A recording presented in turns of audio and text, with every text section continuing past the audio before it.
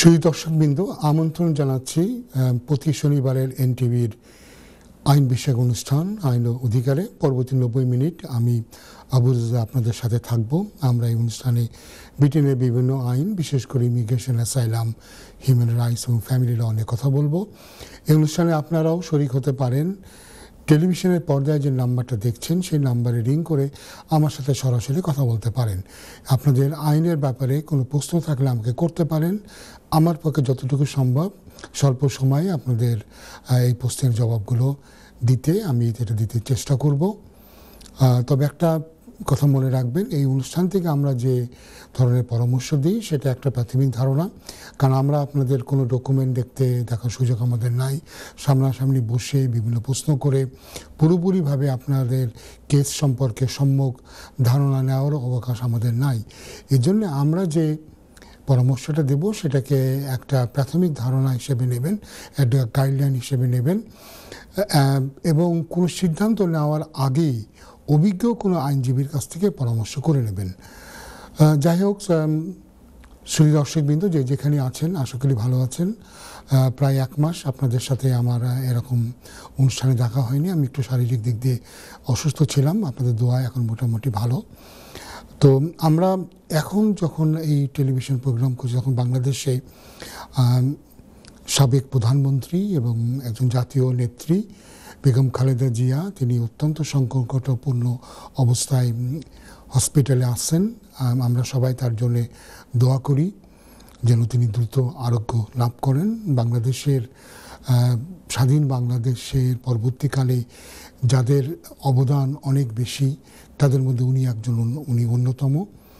তো আমরা দোয়া করি যেন আল্লাহ তাকে দ্রুত শেফা দান করেন। তো অনুষ্ঠানে আমরা ফিরে যাই। আমরা দেখব যে ব্রিটেনের এর মধ্যে গত 1 মাসের মধ্যে কোথায় কী কী ঘটনা ঘটে যাচ্ছে। আমরা জানি যেগুলো নিয়ে হয়তো আমরা আজকে না হলেও পরবর্তী অনুষ্ঠানগুলিতে আলোচনা করব, এবং হয়তো এই বছরের বাকি সময়গুলিতেই এটা নিয়ে আমাদের অনেক আলোচনা চলবে। সেটা হচ্ছে যে সরকার যে ইমিগ্রেশনের ক্ষেত্রে বিভিন্ন পরিবর্তন আনছে, এবং এগুলো কোনো পরিবর্তনই এখনও আমরা জানি যে এটাকে ফাইনাল বা চূড়ান্ত হয় নাই, যেগুলো হয়তো হবে ভবিষ্যতে, এবং অনেকগুলি ব্যাপারে কনসালটেশন চলছে, কনসালটেশন শুরু হয়েছে, আরও হয়তো কনসালটেশন আসবে। তো এ ব্যাপারে আমরা অনুরোধ করব যে দর্শকবৃন্দ, আপনারা চাইলে আপনারা কিন্তু এই আলাপ আলোচনায় শরিক হতে পারেন। আপনি কনসালটেশন আপনাদের মতামত দিতে পারেন। আমরা জানি যে সমস্ত ব্যাপারে কনসালটেশন চলছে, তার মধ্যে আমরা জানি যে এই সেটেলমেন্টের জন্যে 5 বছরের রুটকে 10 বছর করার একটা পরিকল্পনা আছে। তো এর ফলে কি হবে যে যারা এখন এই দেশে থাকার পরে 5 বছর পরে যারা বর্তমান আইনে যারা সেটেলমেন্ট পেতেন, ইনডিফিনিট রিমেন্ট পেতেন, তাদেরকে 10 বছর অপেক্ষা করতে হবে। এদের মধ্যে যারা ওয়ার্ক পারমিটে আছেন তারা তো থাকবেনই, এমনকি যারা ফ্যামিলি ক্যাটাগরিতে আছে তারাও থাকতে পারেন। এ ব্যাপারে সব কিছু এখনও কোনো কিছু স্পষ্টভাবে করা হয়নি। যারা অ্যাসাইলামে আছেন, প্রোটেকশন গ্রাউন্ডে আছেন, তাদেরকে নিয়ে অনেক কথা বলা হচ্ছে। প্রথম কথা যেটা বলা হচ্ছে সেটা হচ্ছে এই যে অদূর ভবিষ্যতে কাউকে আর তারা সেটেলমেন্ট দেওয়ার এই চিন্তা ভাবনা করে আর অ্যাসাইলাম গ্রান্ট করবে না। অ্যাসাইলাম যেটা এখন মানুষ পায় 5 বছরের জন্যে, সেটাকে তারা কেটে 2.5 বছর করার একটা পরিকল্পনা নিয়েছে। 2.5 বছর পরে যদি তাদের দেশের পরিস্থিতির পরিবর্তন না হয়, তাদের ব্যক্তিগত অবস্থার পরিবর্তন না হয়, সেক্ষেত্রে তারা আবার অ্যাপ্লাই করে আবার ভিসা পেতে পারবে। এইভাবে যাওয়ার পরে 10 বছর পরে তারা সেটেলমেন্ট পাবে। একজন কলার যুক্ত হচ্ছেন, কলটা নিয়ে নিই। হ্যালো কলার। হ্যালো। আসসালামু আলাইকুম। ওয়ালাইকুম আসসালাম। বলেন কলার, কি করতে পারি? হ্যাঁ ব্যারিস্টার সাহেব, আমি একটা জিনিস আপনার কাছে জানতে চাইছি প্লিজ। জি। এই যে আমি এই দেশে মনে করেন ইলিগেল অবস্থায় এই দেশে আসছি। জি। তো আমার একটা পাসপোর্ট আছে, পাসপোর্টে আমি যে আসছিলাম তার সিল আছে। এখন আমি 20 বছরের রাইটে কেস করতে চাই, বুঝছেন? জি জি। তো আমার আরো 3 মাস টাইম রয়েছে বাকি। জি। এখন আমি দেখছি কি তার মধ্যে ইউটিউবের মধ্যে যে নতুন আইন হয়েছে, যারা ইলিগেল অবস্থায় দেশে ঢুকছে তারা 30 বছর পরে এরা লিগেলিটি লাগি অ্যাপ্লাই করতে পারবে। এখন আমি কি আমার আমি 3 মাস পরে যদি আমার টাইম হয় তাহলে আমি কি কেস করতে পারবো কি পারবো না, প্লিজ। আচ্ছা ভাইয়া, এই জিনিসগুলি আপনাকে একটু ভালো করে বুঝতে হবে, এটা নিয়ে আলোচনা করছিলাম। এই যে সমস্ত আইনের কথা বলা হচ্ছে এগুলো কোনোটাই এখনো কার্যকরী হয়নি। এগুলি হচ্ছে তারা কনসালটেশনে দেবে, তারা মানুষের মতামত নেবে, এটা একটা প্রপোজাল, প্রস্তাব। তো প্রস্তাবের মধ্যে যেটা হবে যে 20 বছরের যে কথাটা বলা হচ্ছে সেটা হবে যারা অ্যাসাইলাম রুটে এদেশে এসে অবৈধভাবে এসে যারা অ্যাসাইলাম পেয়েছে তাদের সেটেলমেন্টের জন্য তারা বলছে যে 20 বছর লাগবে। হিউম্যান রাইটসের ক্ষেত্রে তারা এখনও কোনো কিছু পরিষ্কারভাবে বলেনি। এটা অ্যাসাইলাম, আপনি জানেন যে অ্যাসাইলাম ক্লেমেন্টরা তারা 5 বছর পরেই তারা সেটেলমেন্ট পেতে পারে। তো তাদেরকে যারা বৈধভাবে আসবে তাদেরকে তারা 10 বছরের মধ্যে সেটেলমেন্ট দেবে, আর যারা বৈধভাবে আসেনি তাদেরকে তারা 20 বছর পরে। এটা একটা প্রস্তাব আকারে এটা আসবে। আপনি যখন অ্যাপ্লাই করবেন আপনার একটা পুরনো নিয়ম অনুযায়ী চলবে, আপনাকে 10 বছরের রুটে দিয়ে আপনাকে সেটেলমেন্ট দেবে। তো আপনার জন্য যেটা ভেরি ইম্পর্টেন্ট সেটা হচ্ছে এই যে 20টা বছর আপনি এদেশে আছেন, এদেশে থাকাটা আপনাকে প্রমাণ করতে হবে। আপনি যে পাসপোর্ট নিয়ে ঢুকলেন সেটা হয়তো আপনার প্রবেশটা প্রমাণ করে, আপনি যে এন্ট্রিটা প্রুভ করে, কিন্তু এই আসার পরে 20টা বছর এদেশে একটানা ছিলেন কিনা সেটা কিন্তু প্রমাণ করে না। এর জন্য দেখবেন যে সমস্ত ডকুমেন্ট দিয়ে আপনি দেখাতে পারেন, ডকুমেন্ট না থাকলে যারা আপনাকে চেনে, আপনার সম্পর্কে ভালো জ্ঞান আছে, তারা যদি কনফার্ম করে যে আপনি 20 বছর এদেশে আসেন, তারা খুব ডিটেল চিঠি লিখে এটা বলবে। তো সেক্ষেত্রে হয়তো হোম অফিস না মানলেও কোর্টে গেলে আপনি হয়তো ভালো অবস্থায় থাকবেন। কিন্তু ইম্পর্টেন্ট হচ্ছে যে আপনি 20 বছর এদেশে আসেন, তার যত ডকুমেন্টারি এভিডেন্স আপনি দিতে পারবেন ততই আপনার জন্য মঙ্গল হবে। আর যে বিভিন্ন আইনের পরিবর্তনের কথা বলছেন ওটা আমি কথা বলতে চাচ্ছিলাম, ওটা এখনও কোনো কিছু চূড়ান্ত হয়নি, এটা নিয়ে আলোচনা চলছে। এটা সরকার একটা তাদের পরিকল্পনা, তাদের একটা প্রস্তাবনা তারা খাড়া করেছে যে তারা এইভাবে ট্যাকেল করবে মাইগ্রেশন। তাহলে ব্যারিস্টার সাহেব প্লিজ আমি আবার একটা কথাটা বলি। তাহলে আমি আমার 20 বছর হইলে আমি কেস করতে পারবো, এটাই আমি বুঝতে পারলাম আপনার কাছে। যেহেতু এখনো আইনে কোনো পরিবর্তন আসেনি, আর আইনে পরিবর্তন হলে তারা কি এটা কি রেট্রোস্পেক্টিভলি তারা করবে। রেট্রোস্পেক্টিভলি মানে কি তারা ব্যাকে দিয়ে তারা করবে। যেমন ধরেন এদেশে বহুত অ্যাসাইলাম সিকার আছেন যারা আগে থেকেই এদেশে এসে তারা অলরেডি অ্যাসাইলাম পেয়ে গেছেন, 3-4 বছর হয়ে গেছে, তাদের জন্য কি কার্যকর হবে? যারা ওয়ার্ক পারমিটে আছেন তাদের জন্য কি এটা কার্যকর হবে? আমরা এখনও এটা জানি না। তো যেটাই হোক আমরা এটা নিয়ে আমরা ভবিষ্যতে আপনাদেরকে জানাবো। তো এই মুহূর্তে আমরা জানি এটা কনসালটেশন আছে, বোধ হয় খুব সম্ভবত ফেব্রুয়ারি মাস পর্যন্ত এই কনসালটেশনটা চলবে। আমি এটা চেক করে আজকে এটাই হচ্ছে আমাদের মুখ্য আলোচনা হবে। তো আপনি 20 বছরের জন্য আপনি অ্যাপ্লিকেশন করেন, মনে রাখবেন 20 বছরের জন্য কিন্তু আপনাকে অ্যাপ্লিকেশনের দিন 20 বছর পুরা করতে হবে, এটা একটা রিকোয়ারমেন্ট। না হলে হয়তো পরবর্তীকালে হিউম্যান রাইটসে তারা কনসিডার করবে, কোর্টে গেলে কোর্ট হয়তো মেনে নেবে হিউম্যান রাইটসে। কিন্তু ইমিগ্রেশনের রুলের জন্যে, ইমিগ্রেশন রুলের যেটা ইমিগ্রেশনের রুলের অ্যাপেন্ডিক্স প্রাইভেট লাইফের প্যারাগ্রাফ PL5-এ সেটার হিসাব অনুযায়ী কিন্তু অ্যাপ্লিকেশনের দিন আপনার 20 বছর থাকতে হবে। আচ্ছা আরেকটা ছোট্ট করে আরেকটা প্রশ্ন হয় প্লিজ। যেমন আপনি বলছেন যদি 20 বছরের কোনো ঘাটতি থাকে তাহলে কারো কাছ থেকে লেটার আনতে হবে, তো অনুমান কয়জনের কাছ থেকে লেটার আনাটা প্রয়োজন? মনে হয় 3 জন 4 জন? আপনি চিন্তা করে দেখবেন 20 বছরের ভিতরে প্রতি বছরের জন্য আপনার কি আছে, এটা হবে আপনি স্টার্টিং পয়েন্ট। দেখবেন যে মিসিং যে ইয়ারগুলি আছে সেটার জন্য আপনি হয়তো উইটনেস স্টেটমেন্ট যারা দেবে তাদের পাসপোর্ট, তাদের একটা বিলের কপি এবং তারা তাদের কন্ট্যাক্ট ডিটেলস সব কিছু দিয়ে একটা বিস্তারিত একটা চিঠি দিয়েছে, কিভাবে আপনাকে চেনে, কতদিন ধরে চেনে, কী করে সে জানে যে 2017 সালে আপনি ছিলেন, এসব সম্পর্কে বিস্তারিত লিখে আপনি জমা দেবেন। তবে আমাদের ধারণা যে যেখানে ডকুমেন্টারি এভিডেন্স কম থাকে সেখানে সাধারণত তারা রিফিউজ করে অ্যাপিলে দিয়ে দেয়। অ্যাপিলে জাজ সাহেবরা অনেক এ ব্যাপারে অনেক তারা ফ্লেক্সিবল, তারা সাক্ষীকে জিজ্ঞাসা করে প্রশ্ন করে তারা কনফার্ম করে তারা দিতে পারে। ধন্যবাদ।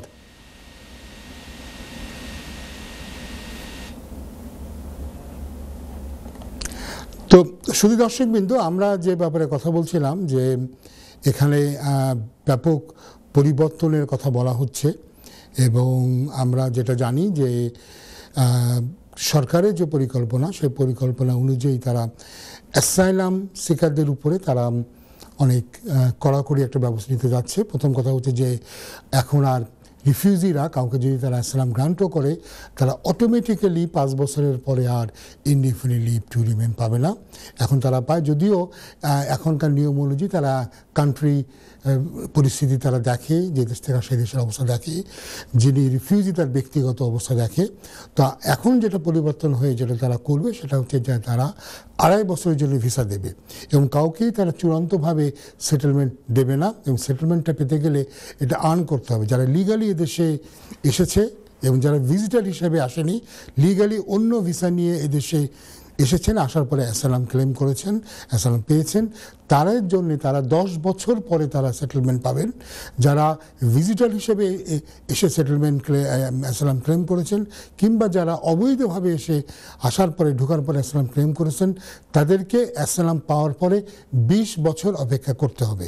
যদিও কিছু কিছু ক্ষেত্রে এখানে এক্সাম্পশন আছে, কেউ যদি জবে থাকে বা কেউ যদি জবে থাকে একটা নির্দিষ্ট অঙ্কের তারা স্যালারি ড্র করে, তারা ট্যাক্স দেয়, ন্যাশনাল ইন্স্যুরেন্স কন্ট্রিবিউশন করে, এবং যারা হয়তো স্টুডেন্ট রুটে যায়, ঠিকমতো পড়াশোনা করে, তো তাদের জন্যও কিন্তু ওই 20 বছরটা হয়তো 10 বছর হবে। 10 বছর মোটামুটি সবার জন্যই প্রযোজ্য হবে। এটা একটা তাদের পরিকল্পনা। আরেকটা পরিকল্পনা আছে তাদের বেনিফিটের ক্ষেত্রে। বেনিফিটের ক্ষেত্রে তারা বলতে চাচ্ছে যে যারা এদেশে শুধু সেটেলমেন্ট নিয়ে বা অন্য স্ট্যাটাস নিয়ে আসে তারা বেনিফিট ক্লেম করতে পারবে না। বেনিফিট শুধুমাত্র যারা ব্রিটিশ নাগরিকত্ব পেয়েছেন তাদের জন্য সীমাবদ্ধ থাকবে। আমরা আগামী কয়েক সপ্তাহে আমরা দেখব আরও হয়তো পরিবর্তন হবে, ক্রিসমাসের পরে আরও ব্যাপক পরিবর্তন হবে এবং অনেক ব্যাপারে তারা হয়তো কনসালটেশন নেবে।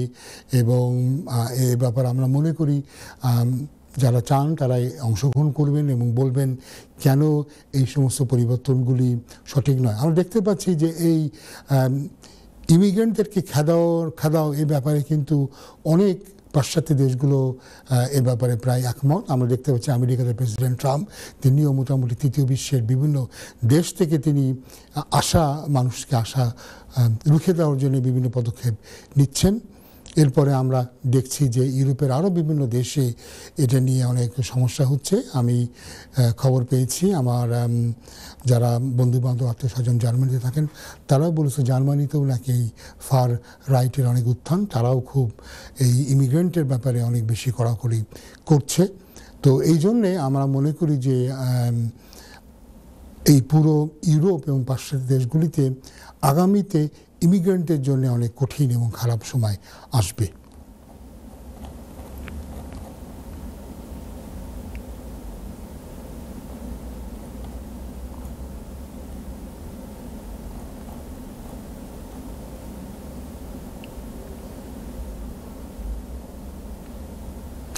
এবং আমরা যেটা আগে বারবার করে বলেছিলাম যে প্রোটেকশন ওয়ার্কে যে রুটে, সেই রুটে যারা স্টুডেন্ট ভিসা, এবং আরেকটা কথা বলে দেওয়া দরকার যে ফ্যামিলি ইউনিয়ন বলে আগে যে পলিসি ছিল, অর্থাৎ কেউ যদি অ্যাসাইলাম পেতেন, সে অ্যাসাইলাম পেলে তিনি তার পরিবার পরিজন, বিশেষ করে তার স্ত্রী বা স্বামী যেটাই হোক এবং পুত্র কন্যাদেরকে নিয়ে আসতে পারতেন বিনা খরচে।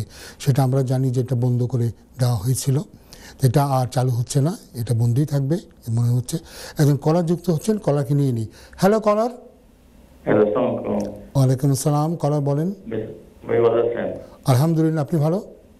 জি ভাইয়া। ভাইয়া আমি 10 বছর উঠে বিচার হয়েছি এবং 10 বছর পূর্ণ হবে 25 ডিসেম্বরে। হ্যাঁ, তো আমি এখন জানতে চাচ্ছি যে আমি আইএলএর জন্য অ্যাপ্লিকেশন করবো আফটার 25 ডিসেম্বর পর। জি না, এখন আমি এখনো লাইসেন্স ওয়ানের জন্য প্রস্তুতি না, তো আমার জন্য কি কোনো অসুবিধা হবে? আপনার জন্য আপনাকে লাইফ ইন দি ইউকে দিতে হবে এবং B1 ইংলিশ টেস্ট এটা আপনাকে দিতে হবে, দুটি আপনাকে দিতে হবে। জি, আমি কতদিন পরে দিলে অসুবিধা হবে না? আপনি যেহেতু যে রুটে আছেন সেই রুটে আপনি 28 দিন আগে অ্যাপ্লাই করতে পারেন। আর পরে যদি পার হয়ে যায়? জি, যদি 28 দিন পার হয়ে যায় আর যদি আপনার ভিসা যদি এক্সপায়ার করে যায় তাহলে তো আপনি তো ওভারস্টের হয়ে গেলেন, তাই না? যে না, আমি বলতে চাচ্ছি যে দরকার আমার 25 ডিসেম্বর আমার 10 বছর পূর্ণ হবে। আপনার ভিসা কতদিন আছে? আমি তো এক্সটেনশনের জন্য চাচ্ছি, বুঝছেন? এখন আমার রেজাল্ট আছে না, 25 ডিসেম্বর আমার 10 বছর পূর্ণ হবে। হ্যাঁ, তাহলে যেটা করতে হবে, তাহলে আপনাকে ভ্যারিয়েশন করতে হবে। আপনি 25 ডিসেম্বরের পরে আপনি ভ্যারিয়েশন করবেন, করে বলবেন যে আমার আর্লিয়ার অ্যাপ্লিকেশনটাকে ভ্যারি করে সেটেলমেন্ট অ্যাপ্লিকেশন নিয়ে যাও, আমার 10 বছর পুরো হয়েছে। এটাকে ভ্যারি করবেন 25 ডিসেম্বরের পরে। ওকে, মানে কতদিন পরে হলে কোনো অসুবিধা নাই? না না, এটা কোনোদিনই অসুবিধা। আপনি যদি ভ্যারি এখন নাও করেন, আপনার যে এক্সটেনশনের ভিসা আসার পরেও যদি আপনি করেন, কোনো অসুবিধা নেই। আপনি 10 ইয়ার পূর্ণ হলে যে কোনো সময়ে যদি ভিসা থাকে আপনি অ্যাপ্লিকেশন করতে পারেন। ওটা কোনো লিমিট নাই না? না, কোনো লিমিট না। আপনি যদি মনে করেন আপনি এর পরের বারও আবার ভিসা বাড়াবেন 2.5 বছরের, আপনি করতে পারেন। আপনি 12 বছর পরে 13 বছর পরেও সেটেলমেন্টের জন্য অ্যাপ্লাই করতে পারেন। 10 বছর মানে 10 বছর পর আপনি কোয়ালিফাই করেন। আর কোয়ালিফাই করলে আপনি যতদিন পরে পারেন, আপনার ভিসা থাকলে আপনি পরেও অ্যাপ্লাই করতে পারেন। Thank you.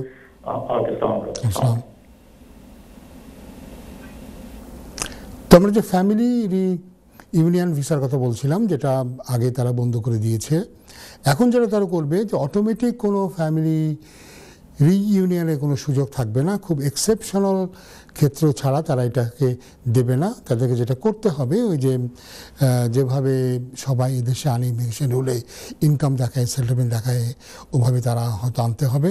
অথবা তারা যদি অন্য রুটে চলে যায়, ওয়ার্ক বা স্টাডি ভিসা রুটে চলে যায়, তখন স্টুডেন্টরা ঠিক যেভাবে স্পাউস আনতে পারে, ওয়ার্ক ভিসাতে থাকলে তারা যেভাবে আনতে পারে, ওই একই রকমভাবে তাদেরকে আনতে হবে। তো ফলে আমরা দেখতে পাচ্ছি সরকারের তারা একটা চাপ দিচ্ছে যাতে মানুষ কাজে ফিরে যায়, কাজ করে বা স্টুডেন্ট রুটে চলে যায়।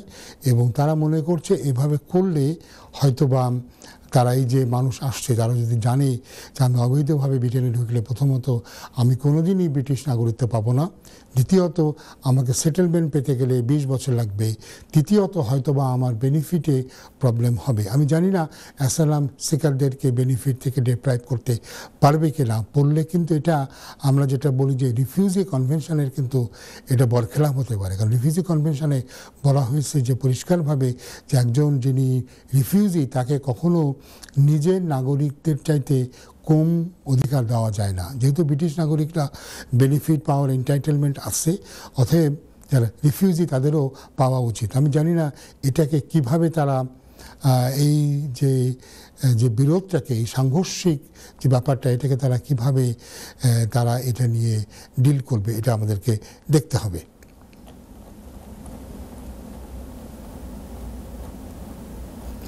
আর আমরা তো আপনাদেরকে আগেই জানিয়েছি যে গভর্নমেন্ট ভাবছে যে কিভাবে আর্টিকেল 8 হিউম্যান রাইটসের আর্টিকেল 8 যেটা ফ্যামিলি অ্যান্ড প্রাইভেট লাইফ, এটাকে কিভাবে রেস্ট্রিক্ট করে দেওয়া যায়, এভাবে তারা কিন্তু কথা বলছেন। আগের স্বরাষ্ট্র সচিব উনি কিন্তু বলেছিলেন যে একটা কমিশন নিয়োগ করা হয়েছে যে দেখার এই যে জাজ সাহেবরা অনেক সময় কম্পেলিং বা কম্পেশনের গ্রাউন্ডে তারা দিয়ে দেয়, সেটাকে তারা কিভাবে আরও রেস্ট্রিক্ট করে দিতে পারে সেভাবে তারা কিন্তু দেখবে। এবং আরও বিভিন্ন দেশের ক্ষেত্রে আমরা দেখতে পাচ্ছি যে বিভিন্ন দেশের সাথে সরকার তারা বিভিন্ন রকমের মেমোরান্ডাম সাইন করছে এবং সে ব্যাপারে তারা দেখবে এই সমস্ত দেশগুলিতে কত দ্রুত লোক পাঠিয়ে দেওয়া যায়। আমরা আরও জানি যে এই মুহূর্তে জুডিশিয়ারির উপর একটা প্রচণ্ড প্রেশার আছে, অনেক কেস জমা হয়ে আছে, সেটাকে বাড়ানোর জন্যে সরকার আরও বেশি জাজ নিয়োগ করেছেন এবং তারা জাজদেরকে আরও অনেক দিন মানে অনেক বেশি দিন কোর্টে যেতে বলছেন যাতে বিভিন্ন কেসগুলিকে তাড়াতাড়ি মীমাংসা করে নেওয়া যায়। আমরা এটাও বলতে পারি যে গত বছর অ্যাসাইলামের কেসের সংখ্যা কিন্তু বেড়েছে এবং গ্রান্টের হারও কিন্তু কমেছে। আমরা বলতে পারি গত বছর গ্রান্টের হার ছিল 45%-এরও কম। এখানে মনে রাখতে হবে এই 45%-এর কম মানে এই না যেটা ঢালাওভাবে সবার জন্যে এইটা প্রযোজ্য। আমাদের বাংলাদেশ বা পাকিস্তান এবং ইন্ডিয়া থেকে আপনারা জানেন যে ভার্চুয়ালি কোনো অ্যাসাইলাম অ্যাপ্লিকেশনই তারা কিন্তু গ্রহণ করে না, তারা এটাকে রিফিউজ করে দেয়। তো সেই হিসেবে এবং তাদেরকে অ্যাপিলেরও সুযোগ দেওয়া হয় না। তার ফলে ইন্ডিয়ান স্ট্যাটিস্টিক্সও এর মধ্যে আছে। বাংলাদেশ পাকিস্তান থেকে এখন আমরা দেখতে পাচ্ছি গ্রান্টের হার অনেক কমে গেছে এবং কিছুদিন আগেও যে সমস্ত ক্ষেত্রে আমরা দেখতাম অ্যাপ্লিকেশন গ্রান্ট হতো সেই সমস্ত ক্ষেত্রে আমরা দেখছি এখন অ্যাসাইলাম অ্যাপ্লিকেশন প্রত্যাখ্যাত হচ্ছে এবং এই সংখ্যা আরও বাড়বে বলে আমাদের মনে হচ্ছে। এবং এর আগে আমরা বলেছিলাম যে যারা অন্য রুটে এদেশে ঢুকে, যেমন ধরুন ওয়ার্ক রুটে এদেশে ঢুকলো কিন্তু কাজ করলো না ঠিক মতো, যারা ভিজিটার ভিসা হিসেবে ভিজিটার হিসেবে ঢুকলো কিংবা যারা স্টুডেন্ট হিসেবে ঢুকলো পড়াশোনা করলো না, এদের ব্যাপারে তারা আর নমনীয় নয়, অনেক কঠিন ব্যবস্থা তারা নিচ্ছে। এর আগে আমরা বলেছিলাম যে যারা অ্যাসাইলাম ক্লেম করে তাদের প্রায় 16%ই হচ্ছে যারা স্টুডেন্ট হিসেবে দেশে আসেন এবং তারা উল্লেখ করেছিল যে এই স্টুডেন্টের ভিতরে পাকিস্তানি যারা স্টুডেন্ট তাদের ভিতরেই অ্যাসাইলাম ক্লেম করার প্রবণতাটা বেশি। তা আমরা মনে হয় বাংলাদেশ হয়তো খুব একটা পিছনে পড়ে নাই, কারণ আমরা দেখতে পাচ্ছি যে অনেক স্টুডেন্ট বাংলাদেশি স্টুডেন্টরা তারা বিশ্ববিদ্যালয়ে যাওয়া বন্ধ করে দিয়ে অ্যাসাইলামের রুটে চলে যাচ্ছে এবং এটার কারণে কয়েকটি বিশ্ববিদ্যালয়ে আমরা জানি তারা বাংলাদেশি স্টুডেন্টদেরকে রিক্রুট করছে না বা এনরোলমেন্ট দিচ্ছে না, যেটা অবশ্যই আমাদের জন্য জাতি হিসেবে আমাদের জন্য খুবই লজ্জাকর একটা ব্যাপার। কিন্তু এটা হচ্ছে রিয়েলিটি। এবং একই রকমভাবে আমরা জানি যে ওয়ার্ক পারমিট নিয়ে অনেক কিছু করার পরে আমরা দেখতে পাচ্ছি যে ওয়ার্ক পারমিট রুটে অনেক রেস্ট্রিকশান এসেছে। আমরা দেখেছি যে কেয়ার ওয়ার্কিং ভিসাতে এখন আর কাউকে আনতে দেওয়া হচ্ছে না। এক্ষেত্রে আরেকটা স্ট্যাটিস্টিক আপনাকে দিয়ে দিই যে গত বছর 1,75,000 ওয়ার্ক পারমিট ভিসা ইস্যু হয়েছে, 1,75,000। তো যারা হচ্ছেন তারা কিন্তু অনেকেই মনিটর হবেন ঠিকমতো কাজ করছেন কিনা, কী অবস্থায় আছেন এটা কিন্তু তারা দেখবে। আমরা এই যে আপডেট নিয়ে কথা বললাম, এই আপডেট নিয়ে আমরা জানি যে জনমনে অনেক চিন্তা, অনেকের মনে অনেক টেনশন, অনেকে ফোন করে বলে এবং অনেকেই জানতে চায় যে অনেকেরই হয়তো 5 বছর পূর্ণ হবে 2028-2029 সালে, তখন কি হবে। আমরা বলি যে এই মুহূর্তের আইন নিয়ে আমরা কথা বলতে পারি, ভবিষ্যৎ আইন নিয়ে কথা বলতে পারি না। এতক্ষণ আমার সাথে থাকার জন্য ধন্যবাদ। বিরতির আগে আমরা নতুন যে সমস্ত পরিবর্তন আসছে ইমিগ্রেশন, এটা নিয়ে আমরা আলোচনা করছিলাম। ব্যাপক পরিবর্তন এখানে, তো আমরা হয়তো কিছুটা এখানে এটার স্পর্শ করতে পেরেছি। আগামী অনুষ্ঠানগুলিতে সব নিয়ে আমরা আরও বিস্তারিত আলোচনা করব। এর মধ্যে আমরা বিভিন্ন সুদীজনের মতামত আমরা নিতে পারবো। তো আমরা যে সেটেলমেন্টের যে রুট লম্বা হওয়ার কথা বলছিলাম, এখানে দুটো জিনিস মনে রাখতে হবে। এই সেটেলমেন্টের মধ্যে যারা এখনও এই দেশে আছেন তারা যদি মনে করে থাকেন যে না, আমরা তো যেহেতু আগের নিয়মে এসেছি 5 বছর পরে সেটেলমেন্ট পাবো, তারা কিন্তু ভুল করবেন। কারণ এখানে পরিষ্কারভাবে বলা হয়েছে যে যারা অলরেডি ব্রিটেনে আছে তারাও কিন্তু এই নতুন নিয়মের মধ্যে পড়বে। ফলে আপনি হয়তো আসেন মনে করছেন আগামী বছর আপনি সেটেলমেন্ট পাবেন, কিন্তু যদি আপনি এই গ্রুপের মধ্যে হন তবে দেখা যাবে আপনার টাকা তো বাড়িয়ে 10 বছরে তারা নিয়ে যাবে, কিংবা আপনারটাকে তারা হয়তো বাড়িয়ে 20 বছরে নিয়ে যাবে। তো এই জন্য এইগুলি কিন্তু মনে রাখতে হবে যে আপনারাও যারা অলরেডি এদেশে আছেন তারাও কিন্তু এই টার্গেটেড গ্রুপ। আরেকটা জিনিস যেটা আমরা কখনোই এটাকে গুরুত্ব দিই না, সেটা হচ্ছে যে গুড ক্যারেক্টার। আগে আমরা দেখতাম গুড ক্যারেক্টারটা খুব বেশি ব্যবহৃত হয় নাগরিকত্ব অ্যাপ্লিকেশনের সময়। এখন এটাকে তারা বলছে যে এটাকে খুব জরুরিভাবে তারা সেটেলমেন্ট অ্যাপ্লিকেশনের সময় তারা দেখবে। তো ফলে আগে যদি ইমিগ্রেশনের কোনো ব্রিচ থেকে থাকে সেটাকে তারা হয়তো এখানে আনবে। এখন ব্রিজটা ঠিক কীভাবে হবে তারা এখানে বলেনি। অনেকে হয়তো একসময় দেশে ওভারস্টে ছিলেন, পরবর্তীকালে তারা হয়তো কোনো না কোনো রুটে তারা হয়তো ভিসা পেয়েছেন, লিমিটেড লিভ পেয়েছেন, তারাও কি এই ক্যাটাগরির মধ্যে পড়বে? তো তারা কিন্তু বলেছে যে নন কমপ্লায়েন্স উইথ ইমিগ্রেশন রুলস এটাও কিন্তু ক্যারেক্টারের পরে ইম্প্যাক্ট করবে। তো এই জন্যে আমাদেরকে আরও হয়তো পরিষ্কার গাইডলাইন দেখতে হবে। এটা হলে কিন্তু অনেকেই যারা আছেন তারা হয়তো কোনো না কোনো সময় ইমিগ্রেশন রুলসের ব্রিচ করার জন্যে তারা হয়তো এই আইনে পড়ে যেতে পারেন, যাতে সেটেলমেন্টের প্রবলেম হয়। আরেকটি ইস্যু এখানে মনে রাখতে হবে, সেটা হচ্ছে ইন্টিগ্রেশন অ্যান্ড কন্ট্রিবিউশন।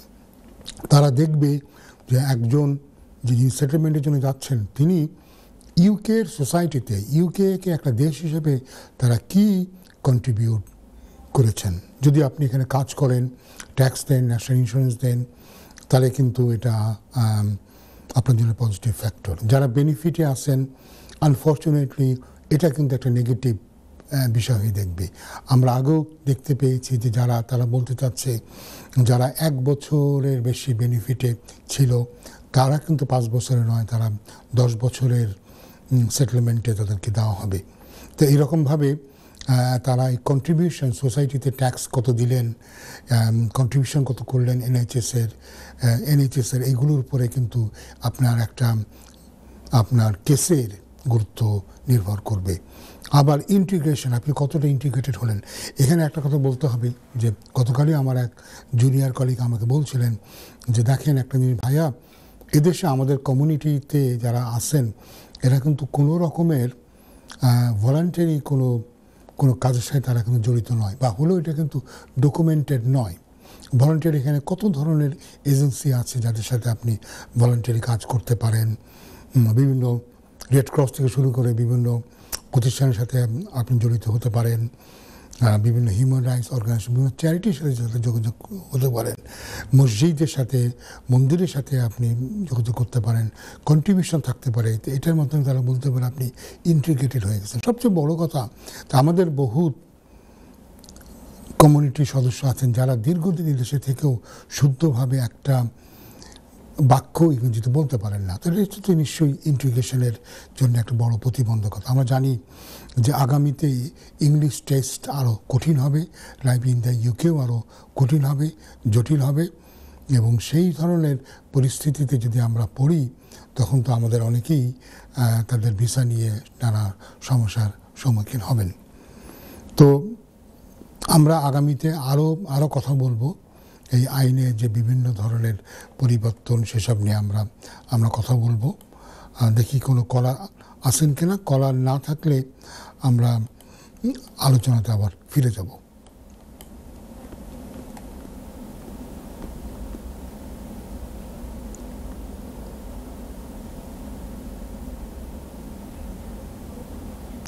হ্যাঁ, আমরা যদি এই মুহূর্তে আমরা দেখি স্ট্যাটিস্টিক্সে আমরা দেখতে পাচ্ছি যে প্রাইভেট লাইফে একজন অ্যাডাল্ট তিনি যদি লিগালি দেশে 10 বছর থাকেন তিনি সেটেলমেন্ট পেতে পারছেন।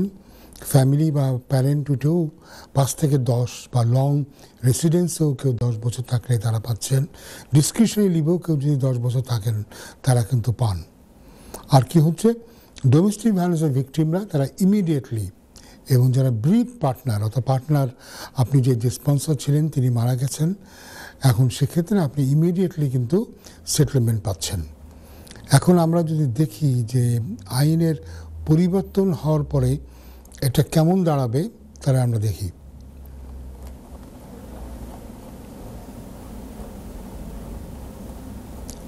এক সেকেন্ড আমরা এই পাতাটা দেখি।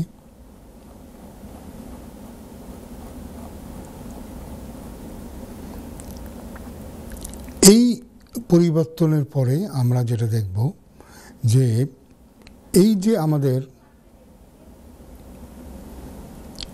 আমাদের যে অ্যাপ্লিকেন্টগুলি আছেন তাদের মধ্যে কি হচ্ছে যে 10 বছরের যে সেটেলমেন্টের যে রুল বলা হচ্ছে সেটা কোনো ক্ষেত্রে তারা কি করবে যে তারা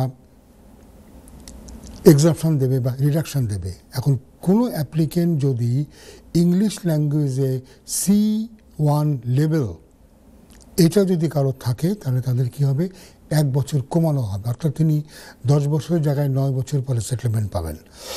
এখন কেউ যদি কাজে থাকেন এবং সেই কাজে যদি তিনি গত 3 বছরে 1,25,000 পাউন্ড ইনকাম করে থাকেন, সেক্ষেত্রে তাদের কি হবে, তাদের সেটেলমেন্ট তারা 7 বছরে তারা পাবে, 7 বছর কমে, দ্যাট ইজ 3 বছর পরে তারা সেটেলমেন্ট পাবে। আবার কেউ যদি 50,270 পাউন্ড বেতন পান গত 3 বছরে, তবে তিনি 5 বছর পরে তিনি সেটেলমেন্ট পাবেন। তো দেখুন, ফলে কেউ যদি এটা না পাচ্ছেন তাহলে কি হচ্ছে, ওয়ার্কউডে থাকলেও তাকে কি করতে হচ্ছে, 10 বছর অপেক্ষা করতে হবে সেটেলমেন্টে পাওয়ার জন্যে। আবার বলা হচ্ছে যে যারা ভলান্টারি সেক্টরে যারা কাজ করেছে এই সমস্ত ব্যক্তিদেরকে তারা কিন্তু কি করবে, তারা 3 থেকে 5 বছরের এক্সামশন দেবে। তো এটা একটা বিরাট ব্যাপার, যে আমি একটু আগে বলছিলাম যে ভলান্টারি ওয়ার্ক কত গুরুত্বপূর্ণ। আমরা অনেকে দেখি যে ঘরে বসে থাকবো, বসে হয়তো আড্ডা দিব, গল্পগুজব করবো, তাস খেলবো, কিন্তু এই সময়টাও যে আমরা ইফেক্টিভলি কাজে লাগাতে পারি, ভলান্টারি কাজ আমরা করতে পারি, ভলান্টারি কাজ করলে এটা যে তাদের সেটেলমেন্টে কতটা হেল্পফুল হবে, শুধু সেটেলমেন্টে নয়, আপনার সিভিতেও আপনি লিখতে পারেন আপনি ভলান্টারি কাজ করেছেন। আমাদের অনেককে আমরা দেখি যে দেশে পারমিশন পাওয়ার পরে তারা জব নিয়ে স্ট্রাগল করে, তারা জব পায় না, তাদের কোনো নাকি অভিজ্ঞতা নাই, সিভিতে লেখার কিছু নাই, কিন্তু ভলান্টারি জবে গেলেও তো তাদের লেখার জন্যে অনেক কিছু থাকে। তো এটা একটা ইম্পর্টেন্ট পয়েন্ট যেটা আমরা বলছিলাম। আর আরও কিছু আছে যেগুলো আমাদের জন্যে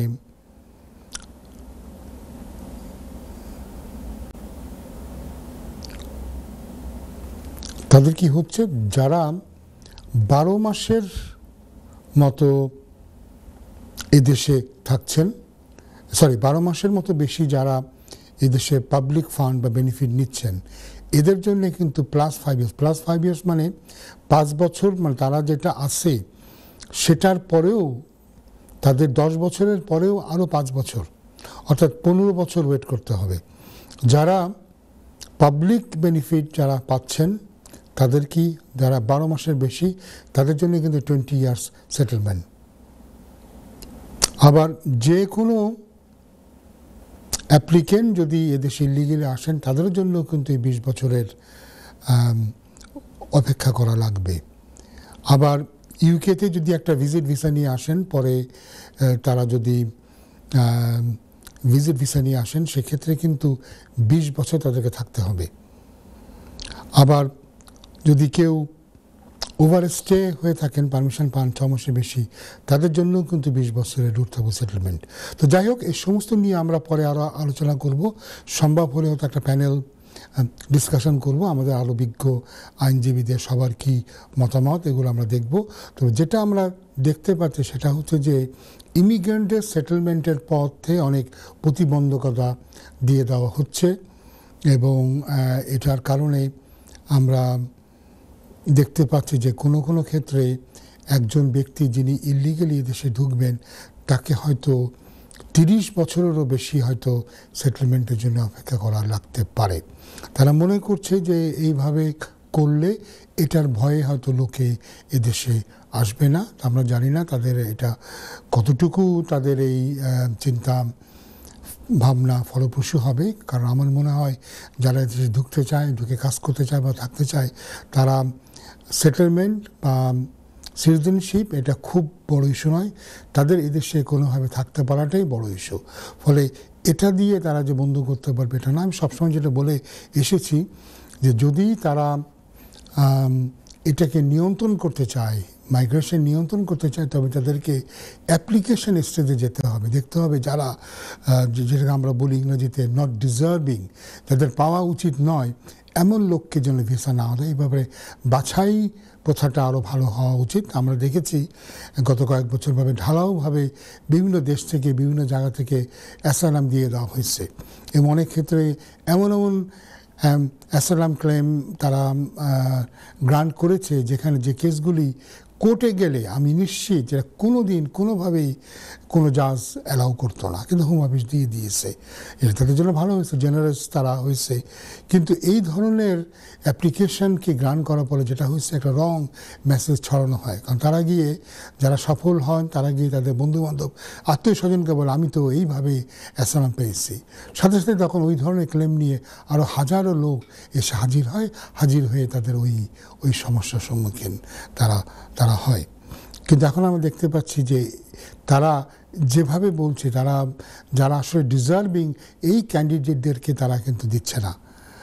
ফলে তাদের যেটা করতে হবে, আমার তাদের জন্যে এই পরামর্শ, আমি খুব সামান্য একটা মানুষ, তবু যেহেতু দীর্ঘদিন ধরে এই ইমিগ্রেন্টদের নিয়ে কাজ করছি, আমার মনে হয় তারা যদি তাদের ডিসিশন মেকিং প্রসেসটাকে আরও রিগোরাস করে, তবে আমার মনে হয় তারা ওইখানেই তারা টাইটটা দিতে পারবে। ফলে তারা দেখে নিতে পারবে এই যে ঢালাওভাবে বিভিন্ন দেশ থেকে, এবং এটা তাদের ফরেন পলিসির সাথে এটা যুক্ত, যে তারা আমেরিকাতে গেল, ইরাকে গেল, সিরিয়াতে যাওয়ার চেষ্টা করলো, বিভিন্ন জায়গাতে গিয়ে তারা যেভাবে বিভিন্ন ধ্বংসাত্মক কাজে তারা লিপ্ত হয়েছিল, হয়তো পরবর্তীকালে একটা গিল্টি ফিলিংস থেকে এসে, যেমন আফগানিস্তানে তারা কত 20 না 30 হাজারকে এক্সট্রা লোককে তারা গ্রান্ট করে দিল। এবং আপনারা তো নিশ্চয়ই দেখেছেন যে প্লেন যখন আসে, সেই প্লেনে করে ঝুলে ঝুলে মানুষ এদেশে আসতে চেষ্টা করে, এবং প্লেনের ভিতরে সিটগুলো উঠিয়ে দিয়ে গুদামের মতো করে মানুষ বসে, প্লেনের ভিতরে বসে শুয়ে শত শত মানুষ এদেশে এসেছে আফগানিস্তান থেকে। এটা তো তাদেরই কারণে, তাদের ফরেন পলিসির ব্যর্থতার কারণে তো তাদেরকে এদিকে দিতে হয়েছে। আবার সিরিয়াতে আসাদের সময় গিয়ে তারা সিরিয়ার ব্যাপারে ইন্টারফেয়ার করলো, পরে দেখা গেল আসাদের পতনের আগে বা পরে কত হাজার হাজার সিরিয়ান আসলো, বহু সিরিয়ান আসলো যারা দীর্ঘদিন ধরে কিন্তু সিরিয়াতে থাকে না। আপনারা জানেন যে সিরিয়ার বর্ডারের দেশ হচ্ছে লেবানন, হাজার হাজার সিরিয়ানরা কিন্তু লেবাননে থাকে। এমন সিরিয়ানরাও এদেশে এসে অ্যাসাইলাম পেল যারা 20 বছরের ভিতরে কোনো দিন সিরিয়াতে ফিরে যায়নি। অথচ যাদের পাওয়ার কথা, প্যালেস্টিনিয়ান বা গাজান, যারা গাজাতে আছে, আজকে আমরা দেখেছি গাজাতে 80,000-এর মতো মানুষকে মারা হয়েছে। সেই প্যালেস্টাইনিদেরকে কিন্তু অ্যাসাইলাম দেওয়া হয় না, এদেরকে প্রত্যাখ্যান করা হয়। যারা আছেন গাজান, সে গাজা থেকে যদি কেউ আসে, তারা যদি এখানে এসে অ্যাসাইলাম চায়, তাদেরকে কিন্তু অ্যাসাইলাম দেওয়া হয় না।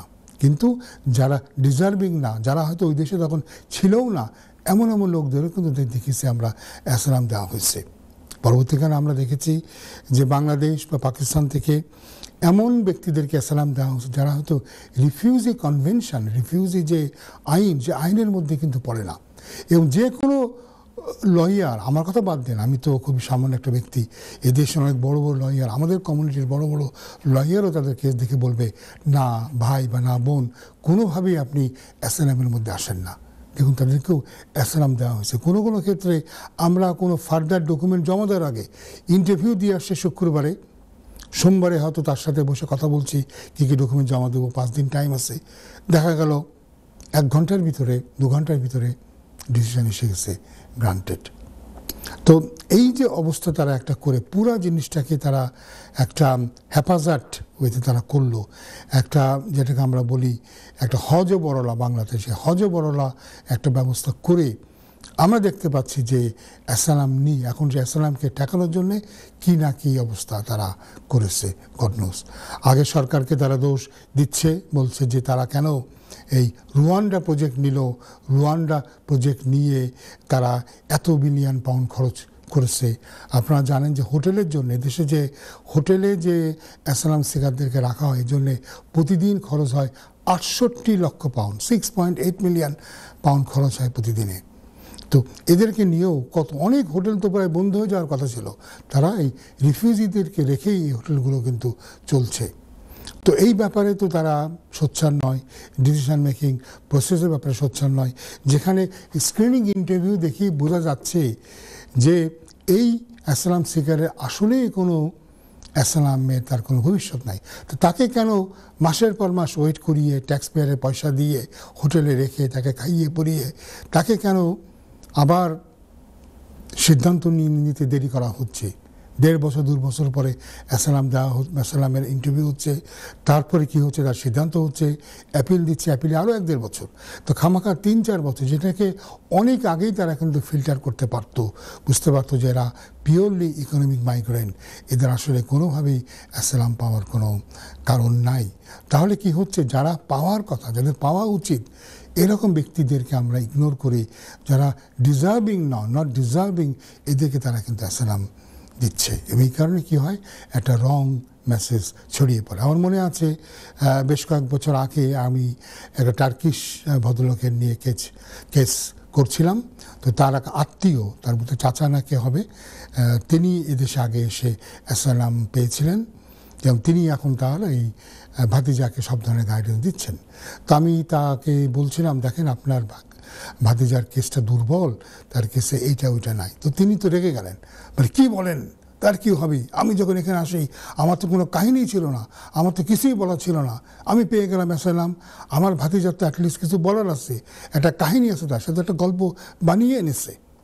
তো দেখেন, এই হচ্ছে আপনার চিন্তাভাবনা, যে যেভাবে আগে যেভাবে দেওয়া হয়েছে, এবং আমরা দেখেছি যে বিগত লেবার সরকারের সময় যে লিগাসি স্কিমে 1,40,000-এর মতো মানুষকে গান করার জন্যে একটা রং মেসেজ ছড়িয়ে গেছে, সেটার কারণে এইভাবে লোক আসছে।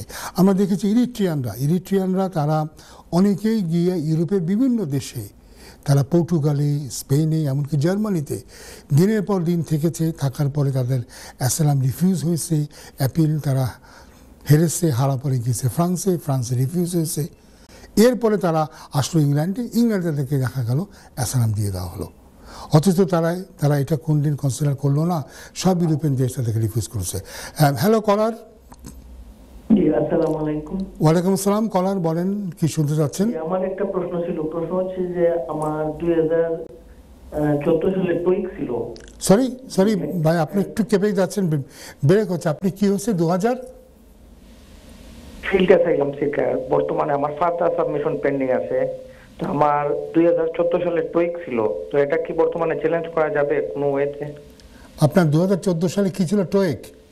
জি হ্যাঁ, তো আপনি টোয়েক কি করবেন? টোয়েককে চ্যালেঞ্জ করবেন?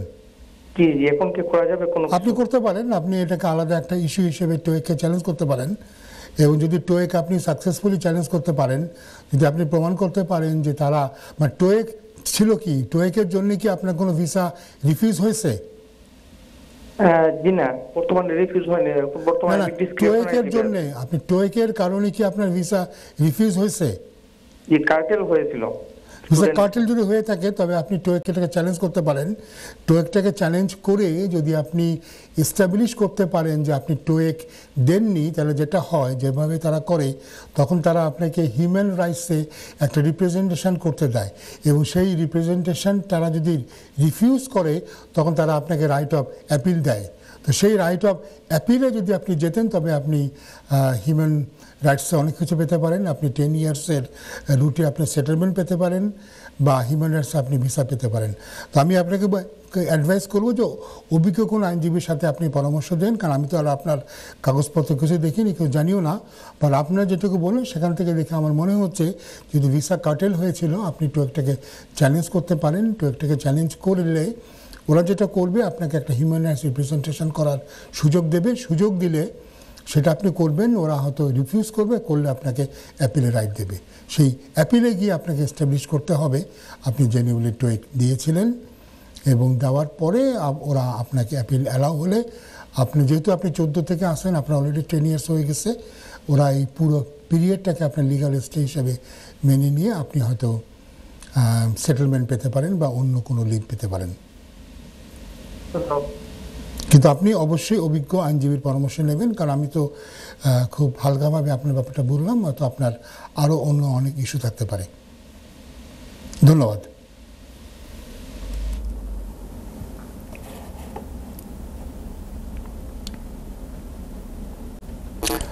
তো দর্শকবৃন্দ, যেটা আমি বলছিলাম যে ভলান্টারি ওয়ার্কের উপরে একটু জোর দিবেন, কারণ আমি দেখতে পাচ্ছি এখন ভলান্টারি ওয়ার্ক কতটা রেলিভেন্ট। এটা শুধুমাত্র অন্য কোনো জায়গাতে আপনার যে জব পেতেও যে সুযোগ করবে তা নয়, এটা আপনাকে আপনার ভিসার ক্ষেত্রেও হেল্প করছে।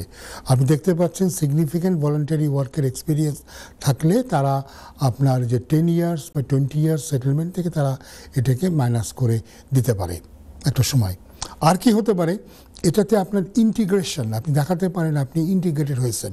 এবং অবশ্যই ভলান্টারি জব করলে আপনার নিজেরও অনেক কিছু আপনি শিখবেন, আপনার ল্যাঙ্গুয়েজ স্কিল উন্নত হবে। আমাদের যে বাঙালিদের আমরা দেখেছি অনেক বাঙালি পুরুষ এবং মহিলা এদেশে 30-40 বছর থেকেও বাংলা বলতে পারে না। এর মূল কারণ কি, তারা কখনো নিজেদের কমিউনিটির বাইরে থাকে না।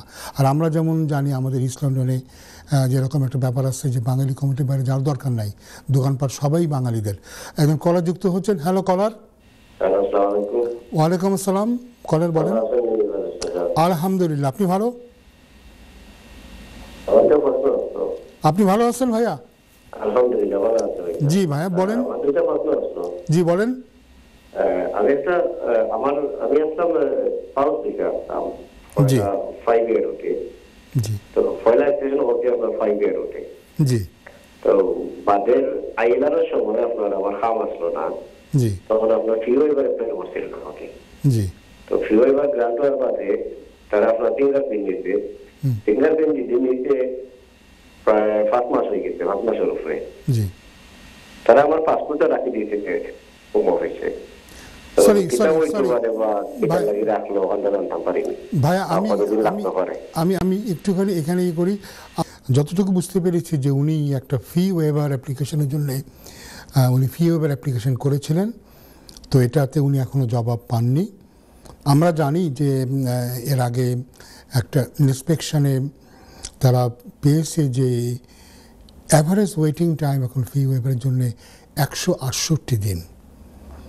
তো যদিও 7 মাস অনেক লম্বা সময়, আমি মনে করি ওনার অবশ্যই একটা চিঠি দিয়ে দেওয়া দরকার। অনেক সময় হতে পারে যে ইমেল, যেহেতু এই সমস্ত কমিউনিকেশনগুলি ইমেলের মাধ্যমে হয়, কোনো কোনো ক্ষেত্রে ইমেলগুলি তারা জাঙ্ক পোস্টে চলে যায়, যারা জাঙ্কে না যায়। এই জন্যে আমি হয়তো গিয়েছি কি না একটু খোঁজ নিয়ে দেখবেন, না হলে ওদেরকে একটু রিমাইন্ডার দেন, কারণ 6 মাস আসলেই অনেক বেশি। এটা তাদের যে 168 দিনের যে তাদের যে টার্গেট ঠিক না, তারা যেটা বলছে যে 168 দিন হচ্ছে ম্যাক্সিমাম লাগার কথা। তো আমার মনে হয় আপনি একটা চিঠি দিয়ে ইমেল করে জানতে চাইতে পারেন। তবে তার আগে আপনার জাঙ্ক মেলে দেখেন, আপনার স্পামে গিয়ে দেখেন যেটা এসে বসে আছে কিনা। ধন্যবাদ। আমরা আবার আলোচনাতে ফিরে যাচ্ছি। আমরা যে আলোচনা করছিলাম বিশেষ করে যে ভলান্টারি ওয়ার্কের ব্যাপারে, যে এই ভলান্টারি ওয়ার্কের ক্ষেত্রে আমাদের কমিউনিটির মধ্যে একটা চরম অনীহা কাজ করে, ভাষা শেখার ব্যাপারে চরম অনীহা কাজ করে। আপনি 30-40 বছর থাকার পরও এদেশে অনেকেই শুদ্ধভাবে এক লাইন ইংরাজি বলতে পারি না, বলতে না পারা। এই যে বলতে না পারাটা, এটা যে আমাদের জন্য কত বড় একটা দুর্বলতা, এটা যে আমাদের কত বড় একটা ডেফিসিট, যেটার কারণে আমরা অনেক ভালো ভালো পোস্টে যেতে পারি না। আমি নিজে দেখেছি এদেশে অনেকের জন্য, তো আমি এত বছর ধরে কাজ করলাম, অনেকের জন্য ভিসা পেলাম, এবং দেখা গিয়েছে যে রীতিমতো শিক্ষিত মানুষ যারা লেখাপড়া করেছেন, কিন্তু ওই যে ইংরেজিতে কথা বলতে হবে, ইংরেজিতে লিখতে হবে, এইটার ভয়ে এখনও কিন্তু এই অড জব করে যাচ্ছেন, কিংবা ছোটোখাটো দোকান চালিয়ে বিজনেস করে চালিয়ে যাচ্ছেন। অথচ কিন্তু তাদের যে কোয়ালিফিকেশন আছে সেখান থেকে তারা অনেক ভালো ভালো জবে চলে যেতে পারতেন। আমার মনে আছে যে আমি কিছু শ্রীলঙ্কার লোকের সাথে কাজ করেছিলাম, খুব বেশি শিক্ষিত নয়, তারা আমাদের হিসাবে HSC বা A লেভেল পাস। এবং যখন বলতাম যে তুমি সুপার মার্কেটে জবের জন্য ট্রাই করো না, করবে না, আমি কেন করব, আমি অড জব কেন করবো, আমি তো এডুকেটেড। সে কিন্তু HSC পাস করেও সে মনে করছে সে এডুকেটেড। ইয়েস, সে অবশ্যই সে এডুকেটেড। এবং কি দেখছি, তারা গিয়ে পোস্ট অফিসে কিংবা ব্যাংকে গিয়ে মোটামুটি ভালো চাকরি করছে এবং একটা ক্যারিয়ারের একটা প্রোগ্রেশনের মধ্যে তারা আছেন। আমাদের দেখা যাচ্ছে যে মাস্টার ডিগ্রি পর্যন্ত কাজ করেও স্টিল ওই টুকটাক কাজ করে যাচ্ছি। এটা খুবই খুবই দুঃখজনক যে আমরা ক্যারিয়ারটাকে ওইভাবে আমরা ডেভেলপ করতে পারি না। ক্যারিয়ারটাই যদি আমরা ডেভেলপমেন্ট না করতে পারি, ভালো পড়াশুনো করেও যদি ওই পর্যায়ে না যেতে পারি, তাহলে এদেশে থাকবো কেন? এদেশে যদি উচ্চশিক্ষা নেওয়ার পরও যদি দিনের পর দিন সুপার মার্কেটে কাজ করে কাটাতে হয় কিংবা রেস্টুরেন্টে কাজ করতে হয়, আমি কোনো কাজকে ছোট বলছি না, অবশ্যই প্রত্যেকটা কাজ মহান। আমরা আমাদের মহানবী বারবার করে বলে গেছেন যে শ্রমের একটা আলাদা গুরুত্ব আছে। যে কোনো কাজই, সৎ যে কোনো কাজই হচ্ছে আল্লাহর একটা ইবাদত, এবং এটাকে কোনো কাজকে ছোট বড় কথা নয়। কিন্তু আমরা বলবো যদি আপনি ডাক্তারি পাশ করে, আমি এমনও ক্লায়েন্ট আমি দেখেছি যিনি বাংলাদেশের কোয়ালিফাইড ডাক্তার, সারা জীবন এদেশে ম্যাকডোনাল্ডস, বার্গার কিংয়ে কাজ করে গেছেন, কখনো ভালো জবে যেতে চেষ্টা করেননি, বা কখনো তার যে বাংলাদেশে যে মেডিকেল কোয়ালিফিকেশান এদেশে এটাকে কীভাবে ট্রান্সফারেবল হতে পারে এই দিকে তারা কিন্তু কোনোদিন চিন্তা ভাবনা করেননি। ওই যে আসে কিছু কাজ করছেন, কিছু পয়সা পাচ্ছেন নগদ, আর এখন তো এই দেশে পয়সা তো রেট তো ভালো, তারা হ্যাপি। একজন কলার যুক্ত হচ্ছেন, কথা বলি। হ্যালো কলার। হ্যালো, আসসালামু আলাইকুম। ওয়ালাইকুম আসসালাম, কলার বলেন। জি ভাই, আমি কইতে পারছি আমার একটা ছেলে জি তাই ইউনিভার্সিটি যায়। তার কি হয়েছে? সরি ভাইয়া, আপনার একজন তাই ইউনিভার্সিটিতে লেখাপড়া করে, বুঝছেন? না আমি বুঝতে পারলাম না, আপনার কে হন তিনি? আপনার ছেলে? আমার ছেলে ইউনিভার্সিটিতে লেখাপড়া করে। আপনার ছেলে ইউনিভার্সিটিতে পড়ছে, গুড। জি, এখন তাই ট্রাভেলিং করেন, তাই 18+ হয়েছেন, ওইটা ট্রাভেল কার্ড করছেন, একটা পোস্টার কার্ড, বুঝছেন নি? পোস্টার কার্ড করছেন। আমি হাই ভলিউম কমাইয়া হোক তিনি একটা পোস্টার কার্ড করছেন 18+ 21 পাউন্ড দিয়া। এখন এই নভেম্বরের পয়লা আগেও তার বিয়ে করছে, কার্ডটা লক করে তৈরি দিছে। আমি কইলাম তুমি TFL যোগাযোগ করো। জি, 2 সপ্তাহ পর বেদান ফোন মাররা, তারা 10 করিয়া কয় আমরা তো কোথাও উঠলাম না, তোমার তো কথা ঠিক আছে, কিন্তু কার্ডে কাম করে না, এখন কিতা করা? এটা যদি যেটা না করে, এটা আপনি দুভাবে আপনি করতে পারেন। যে কোনো বড় কোনো সার্ভিস স্টেশনে, বড় কোনো স্টেশনে গিয়ে সেখানে তাকে ওই কার্ডটা প্রডিউস করতে পারেন, অথবা আবার তাদের সাথে যোগাযোগ করতে হবে, ওয়েস্টার যে লন্ডন আছে TFL এর সাথে যোগাযোগ করতে হবে, এবং আবার করবেন হয়তো কার্ডটা তাকে পাঠানো লাগতে পারে। আগে টেলিফোন করে বলে এটা কাজ করে না, যেটা হইতে পারে তাকে হয়তো কোনো বড় কোনো মেইনল্যান্ড স্টেশনে যাইতে বলতে পারে, সেখানে গেলে তারা যেটা হতে পারে তার ওই কার্ড স্ক্যান করলে তারা কার্ডের মধ্যে তারা হয়তো ওইটা অথরাইজেশন দিয়ে দেবে, দিলে কার্ড আবার কাজ করবে।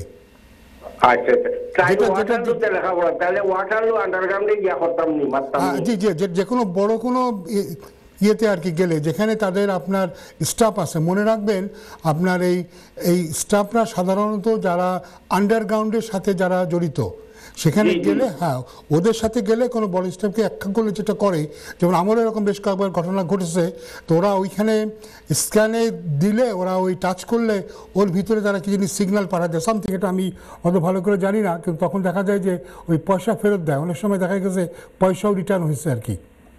না, পয়সা ঠিক আছে, পয়সা রিটার্ন দাও কেন? পয়সা দিছে, 37 পাউন্ড ক্রেডিট আছে। জি, ওটা বললে ওরা এটাকে ভিতরে হয়তো কোনো কিছু সিগন্যাল দিয়ে এটাকে তারা অ্যাক্টিভ করে দিবে। আমার ধারণা আপনার ওই কার্ডটা এখনো অ্যাক্টিভ নাই, এটাকে অ্যাক্টিভ করতে হবে। না, অ্যাক্টিভ নাই এখানে, উনি তো চলাফেরা করছেন, উনি তো নভেম্বরে চলাফেরা করছেন, আজকে তো নভেম্বরে এন্ড হয়ে গেছে। জি, উনি চলাফেরা করছেন, আজকে 2 সপ্তাহ ধরে বন্ধ। জি, ওইটার নামে উনি যাবেন, উনি চাইলে এটার জন্য উনি মানিও ক্লেম করতে পারবেন। আপনি যে কোনো মানি ক্লেমের ব্যাপার নাই, মানি তো কার্ড একটা করলে ওনার মাঝে তারা বললাম, আপনি আপনার যে অসুবিধা হয়েছে সেই অসুবিধার জন্য তারা হয়তো আপনাকে কম্পেনসেশন দেবে, আর কম্পেনসেশন না চাইলে আপনি তাকে গিয়ে বলেন আমার এই কার্ডটাকে অ্যাক্টিভ করে দাও, এটা কাজ করছে না, এমন হতে পারে কার্ডের ভিতরে হয়তো কোনো প্রবলেম হয়েছে, অনেক সময় কোনো যে বিভিন্ন যে সিলভার স্ক্রিন বা সামথিং আছে সেটা নষ্ট হয়ে গেলে হয়তো কার্ড স্ক্যান নাও হতে পারে, তখন হয়তো কার্ড চেঞ্জ করা লাগতে পারে। ভাইয়া আপনার নয়া কার্ড হলেও যে কোনো জিনিসের মতো জিনিস, আপনি নয়া গাড়ি কিনলেও কি গাড়ি কি নষ্ট হতে পারে না? নষ্ট হতে পারে। তো ওখানে গেলে তারা বলে দেবে যে কার্ডটা অ্যাক্টিভেট করা সম্ভব কিনা, সম্ভব না হলে তারা হয়তো এটাকে রিপ্লেসমেন্টের জন্য বলবে। ঠিক আছে, ওকে। আপনি যে কোনো মেন লাইন স্টেশনে যান, যেমন Waterloo is a big station, সেখানে আপনি যেতে পারেন, আলাপ করেন। জি ওয়াটারলু আন্ডারগ্রাউন্ডে গেলে হইতে পারবো। জি জি জি ইনশাআল্লাহ ওখানে গিয়ে যে কোনো আপনার TFL এর যে কোনো স্টাফের সাথে কথা বলবেন।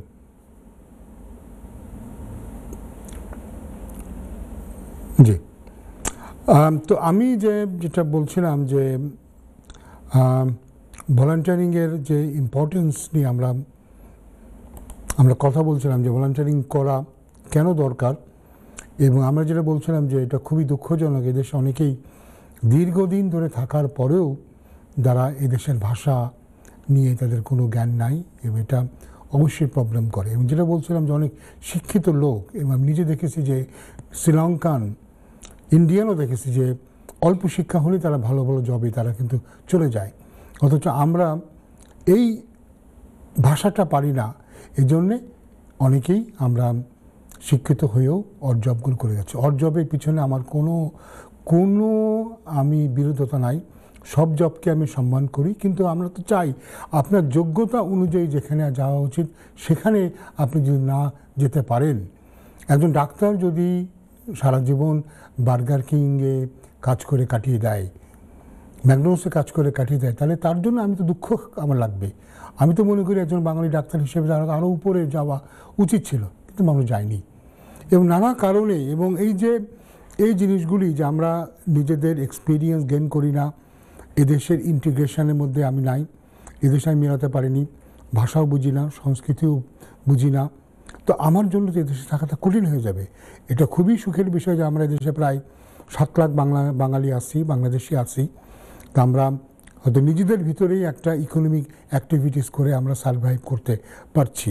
আমরা কোনো বাঙালির সাথে, কোনো অবাঙালির সাথে কথা না বলেও, এই যে আমরা যখন হোয়াইট চ্যাপেলে বা ওই অঞ্চলে আমরা ঘুরি, দেখা যায় যে আপনি সারাদিন কারোর সাথে ইংরেজিতে কথা না বললেও আপনার কিন্তু চলছে। আপনার দোকানপাটে সবাই বাঙালিদের দোকান, বাংলা ছাড়া অন্য ভাষা সেখানে চলছে না, তো এইটা হয়তো কোনো প্রবলেম নাই। কিন্তু আমরা যদি মনে করি এদেশের কমিউনিটিতে উল্লেখযোগ্য গুরুত্বপূর্ণ কোনো ভূমিকা পালন করতে চাই, তবে অবশ্যই আমাদেরকে ভাষা শিখতে হবে, আমাদেরকে পড়াশুনো করতে হবে এবং সেটাকে কাজে লাগাতে হবে। আরেকটা বিষয় আমি একটু দর্শকদেরকে জানিয়ে দিতে চাচ্ছি, সেটা হচ্ছে যে এই মুহূর্তে আমরা দেখতে পাচ্ছি যে ইউরোপের সব জায়গাতেই উগ্র জাতীয়তাবাদীদের উত্থান হচ্ছে, এবং কয়েকদিন আগেও আমরা দেখেছি যে বাংলাদেশের রাজনৈতিক ব্যাপার নিয়ে এখানে মিছিল করার জন্যে এখানে কিন্তু হুমকি থামকি এসেছে। বলা হয়েছে যারা বাংলাদেশের প্রতি এত যদি প্রীতি থেকে থাকে তবে তারা বাংলাদেশে চলে যাক না কেন। তো এই ধরনের কিন্তু ঘাত প্রতিঘাত হবে, এবং বিভিন্ন সময়ে আমরা আশঙ্কা করছি হয়তো বা কমিউনিটির উপরে, অবাঙালি কমিউনিটি থেকে হামলা হতে পারে। তো এই ব্যাপারে আমাদের একটু সতর্ক থাকা দরকার, এবং কমিউনিটি লিডারদেরও এ ব্যাপারে তাদের দৃঢ় অঙ্গীকার দরকার, তাদের এ ব্যাপারে বিভিন্ন ইস্যুগুলি নিয়ে সামনে এগিয়ে যাওয়া উচিত, এবং যাতে আমরা ভিক্টিমাইজ না হই। এখন যেভাবে আমরা একটা অ্যান্টি ইমিগ্রেন্ট স্রোত আমরা দেখতে পাচ্ছি সব রাজনৈতিক দলগুলি কিন্তু একমত যে ইমিগ্রেন্টকে কতভাবে টাইট করা যায়, এবং সবাই মনে করছে যে ভোট পাওয়ার একটাই সবচেয়ে বড় সুযোগ, কে কত ইমিগ্রেন্টের এনিমি হতে পারে, ইমিগ্রেন্ট এনিমি। তো সেই অবস্থায় আমরা আছি, সেক্ষেত্রে আমাদেরকে অনেক সতর্কতা অবলম্বন করতে হবে। এবং আমরা জানি যে বাংলাদেশ থেকে অনেকেই এদেশে এসে বিভিন্ন রকমের প্ররোচিত হয়ে এদেশে আসেন, এবং আমি দেখেছি যে কিভাবে একটা ভুয়া ওয়ার্ক পারমিট নিয়ে কিংবা খালি স্টুডেন্ট হিসেবে দেশে এসে যেখানে পড়াশুনো করার কোনো ইচ্ছাই ছিল না, এদেশে এসে এখন দেখুন কি হচ্ছে যে অনেক জেনুইন স্টুডেন্টের ভাগ্য আমরা নষ্ট করে দিয়েছি, জেনুইন ওয়ার্কারের ভাগ্য আমরা নষ্ট করে দিয়েছি। এদের একটা বিরাট অংশ কিন্তু এখন অ্যাসাইলাম সিকার হিসাবে পড়ে আছে। জানি না এদের ভবিষ্যৎ কী হবে। অনেকে সন্তান সন্ততি আছে, অনেকে পরিবার নিয়ে অবর্ণনীয় জীবনযাপন করছেন, অনেকে ভাগ্যবান যে হয়তো তাদের পরিবার ছিল, সেই পরিবারটা থেকে সমর্থন দিয়েছেন, সাপোর্ট দিয়েছেন, সেই হিসেবে তারা হয়তো এখানে মোটামুটি সারভাইভ করতে পারছেন, কিন্তু অবশ্যই খুব মানবতার জীবন যাপন করছেন। তো আজকে আমরা যে কলগুলো নিয়ে আলোচনা করলাম, সে কলের ব্যাপারে একটু সামারি দিই, একটু এখান থেকে আরও অন্য অনেকেই দেখতে পাবেন। সেটা হচ্ছে যে এই ফি ওয়েভার কিন্তু সব অ্যাপ্লিকেশনের ক্ষেত্রে করা যায় না। নর্মালি হিউম্যান রাইটস বেসড অ্যাপ্লিকেশনেই ফি ওয়েভারটা চলে বেশি। তো সেখানে আপনাকে দেখাতে হয় যে আপনি ডিস্টিটিউট কিনা, কিংবা আপনার এখন চলে কিভাবে। এখন আপনি তো আর দেখাতে পারছেন না যে আপনি কাজ করছেন। অনেক ক্ষেত্রেই যিনি অ্যাপ্লিকেশন করছেন তিনি হয়তো এখানে অবৈধভাবে আসেন কিংবা লো লেভেল ইনকামে আসেন। সেক্ষেত্রে আপনি যদি বেনিফিটে থেকে থাকেন অলরেডি, তবে তো আপনি মোটামুটি আমি বলবো যে অনেক ক্ষেত্রে আপনি এই ফি পাওয়ার জন্যে অর্ধেকটা তো এগিয়ে আসেন। কিন্তু আমরা দেখেছি যে অনেকেই দেখাচ্ছেন তারা কাজ করেন না বা তারা বেনিফিটে আসে, কিন্তু তাদের অ্যাকাউন্টে হাজার হাজার পাউন্ডের লেনাদেনা আসে, এবং এটা নিয়ে তারা কিন্তু সন্দেহ করতে পারে। এতে শুধুমাত্র যে আপনার ফি ওয়েভারের ক্ষেত্রেই একটা প্রতিবন্ধক হবে, কারণ ফি ওয়েভারের ক্ষেত্রে আমরা বলবো 200-250 পাউন্ডের উপরে যে কোনো ট্রানজ্যাকশন হলে তারা ব্যাংকে তার ব্যাখ্যা চাইবে। এবং সবচেয়ে বড় কথা হচ্ছে যে যদি বড় বড় ট্রানজ্যাকশান আসে আর আপনার ট্যাক্সের সাথে সামঞ্জস্য না থাকে, তাহলে আপনি কিন্তু মানি লন্ডারিংয়ে ফেসে যেতে পারেন, এবং মানি লন্ডারিংয়ের জন্য কিন্তু জেল হতে পারে। আমি এও জানি যে দেশে এসে স্টুডেন্টরা জানি না কীভাবে এই মানি লন্ডারিংয়ের সাথে জড়িত হলো। দেখা গেল স্টুডেন্টের অ্যাকাউন্টে 10,000, 15,000, 20,000 পাউন্ড করে আসে, এবং দেখা গেছে স্টুডেন্ট কিন্তু দণ্ডও পেয়েছে, কারণ সে এই পয়সার কোনো ব্যাখ্যা সে কিন্তু দিতে পারেনি। তাই জন্য বললাম যারা ফি ওয়েভার অ্যাপ্লিকেশন করবেন, মনে রাখবেন যে তারা 6 মাস থেকে 1 বছরের ব্যাংক স্টেটমেন্ট দেখতে যাবে। সব ব্যাংক স্টেটমেন্ট আপনি ডিক্লেয়ার করবেন। বাংলাদেশেও যদি আপনার ব্যাংক থেকে থাকে সেই ব্যাংকের স্টেটমেন্ট আপনি দেবেন বা ডিক্লেয়ার করবেন। ওরা কিন্তু বার করতে পারবে কোথায় আপনার কী কী ব্যাংক স্টেটমেন্ট আছে। হ্যালো কলার। আসসালামু আলাইকুম। ওয়ালাইকুম সালাম। ভালো আছেন ভাই? জি ভালো আছি, বলেন ভাইয়া। আচ্ছা, আমার দুইটা প্রশ্ন আসতো। জি, আমি একটা ফিওয়াই করে অ্যাপ্লাই করছিলাম। আমার সরি ভাইয়া, আপনি একটু যদি স্পষ্টভাবে বলেন, আপনার কথা খুব জড়িয়ে যাচ্ছে। আমি একটা ফিওয়াই করে আপনি একটা ফি ওয়েভার অ্যাপ্লিকেশন করেছেন? ইয়েস, দেন স্পাউস ভিসাতে? জি ভাই। আপনি কি এটা হিউম্যান রাইটস অ্যাপ্লিকেশন করেছেন? পয়লা আমি 5 ইয়ার রুটে আসলাম। 5 ইয়ার রুট থেকে আপনার থার্ড এক্সটেনশনের সময় আপনার ফিওয়াই করে অ্যাপ্লাই করছিলাম। না, আমি আপনাকে জিনিসটা বোঝেন। আপনার এই অ্যাপ্লিকেশনটি কি আপনি হিউম্যান রাইটসের পার্টনার রুটে অ্যাপ্লিকেশন, ফ্যামিলি রুট? জি জি ঠিক আছে, হ্যাঁ বুঝলাম। তারপর হ্যাঁ, এটাকে স্পাউস অ্যাপ্লিকেশন বলে না, এটা হচ্ছে হিউম্যান রাইটসের পার্টনার রুট বা ফ্যামিলি রুট। হ্যাঁ বলেন। আচ্ছা, তো আমি পয়লা এক্সটেনশন করছিলাম আপনার 5 ইয়ার রুটে। জি।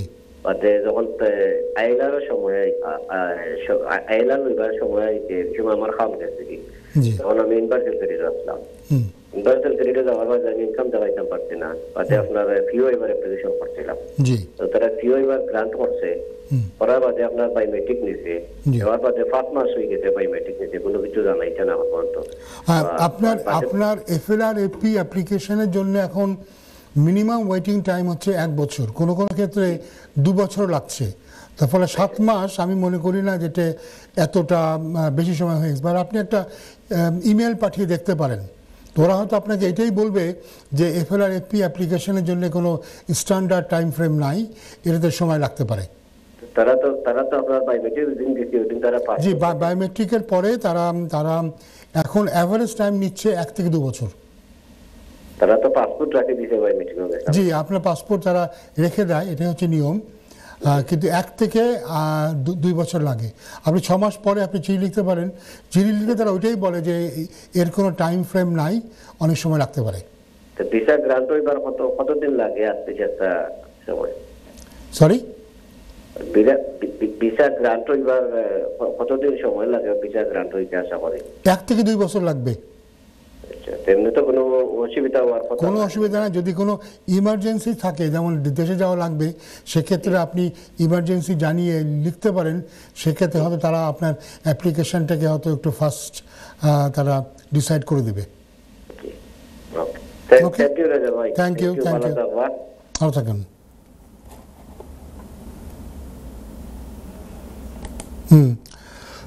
যাই হোক, আজকে আমরা মোটামুটি অনুষ্ঠানের শেষের দিকে আমরা চলে এলাম। আজকে আমরা বেশ কিছু আপডেট দিলাম। আপডেটগুলি বিশেষ করে ইমিগ্রেশনের যে সেটেলমেন্টের ব্যাপারে যে সমস্ত পরিবর্তনের কথা গভর্নমেন্ট চিন্তাভাবনা করছে, কিছু কিছু পরিবর্তনের ব্যাপারে তারা কনসালটেশনে দিয়েছেন। যারা চান তারা এই ইউকেভিআই এর থেকে তারা কনসালটেশনের কাগজ জোগাড় করতে পারেন, তারা কনসালটেশনে অংশগ্রহণ করতে পারেন, আপনার মতামত দিতে পারেন। আমরা দেখতে পাচ্ছি যে তারা যেটা করতে চাচ্ছে সেটা হচ্ছে যে যেটু সামারি দিয়ে দিই, তারা সাধারণভাবে যারা 5 বছর পরে সেটেলমেন্টে ছিলেন তাদেরকে 5 থেকে 10 বছরে নিতে চাচ্ছেন। যারা রিফিউজি যারা আসছেন এদেরকে অটোমেটিক্যালি আফটার 5 ইয়ার্স তারা ভিসা দেবে না। তারা এটাকে প্রথমত 2.5 বছরের ভিসা দেবে এবং তারপরে তারা পিরিয়ডিক্যালি দেখবে দেশের অবস্থা কী, আপনার ব্যক্তিগত অবস্থা কী। এর ফলে যেটা হবে, যে পরিবর্তনটা হবে, অনেকে যেমন অ্যাপ্লিকেশন করার সময় দেখালেন যে তিনি ইংল্যান্ডে আসার পরে কোনো মিছিল মিটিং বাদ দেননি, প্রতি সপ্তাহে তিনি আলতাবালি পার্কে যান, এই মিছিলে অংশগ্রহণ করেন, ফেসবুক ভরা তার পলিটিক্যাল ক্যাম্পেইন। দেখা যায় এরা অনেকেই ভিসা পাওয়ার পরে আর মানে একেবারে ভুলেও কোনো দিন আলতাবালি পার্কে গেলেন না, ভুলেও কোনো দিন কোনো পোস্ট করলেন না, মনে করলেন গ্রান্টেড হয়ে গেছে। তাদের কিন্তু প্রবলেম হবে, কারণ 2.5 বছর পরে যখন তাদের ভিসা তারা রিনিউ করবে তখন তারা কিন্তু ওই আগের অ্যাক্টিভিটিস দেখতে চাইবে এবং তারা দেখতে চাইবে দেশের অবস্থা কী, দেশে কোনো পরিবর্তন হয়েছে কিনা। যেমন ধরুন হয়তো আমাদের বাংলাদেশের ক্ষেত্রে যেটা হতে পারে, অনেকে যারা হয়তো আগে বিএনপি বা জামাত ইসলামী করবেন, আওয়ামী লীগের কাছে যাদের ভয়, এই বলে যারা একসময় অ্যাসালাম পেয়েছেন তাদের কিন্তু অ্যাসালাম বাড়াতে প্রবলেম হতে পারে। কারণ তারা বলতে পারে যদি আগামী ইলেকশনে বিএনপি ক্ষমতায় চলে যায় তখন তারা বলতে পারে তোমার দলই তখন ক্ষমতায় আসে।